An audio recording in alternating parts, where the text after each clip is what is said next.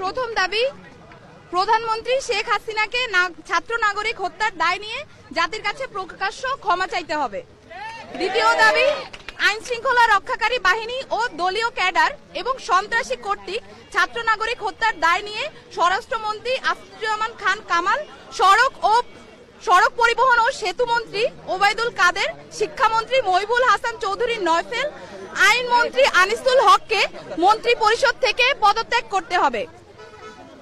Internet shutdown করে দেশে digital crackdown করায় তথ্য প্রতিমন্ত্রী জুনায়েদ আহমেদ পলককে পদত্যাগ করতে হবে। আন্তর্জাতিক মিডিয়ায় শহীদ শিক্ষার্থী এবং আন্দোলনরত শিক্ষার্থীদেরকে ড্রাগ অ্যাডিক্ট বলে কুরুচিপূর্ণ ও মিথ্যা বক্তব্য দিয়ে এবং আন্দোলনকে ভিন্ন খাতে প্রবাহিত করার চেষ্টা করায় তথ্য প্রতিমন্ত্রী মোহাম্মদ এ আরাফাতকে পদত্যাগ করতে হবে। ঢাকা দাবি নাম্বার 3।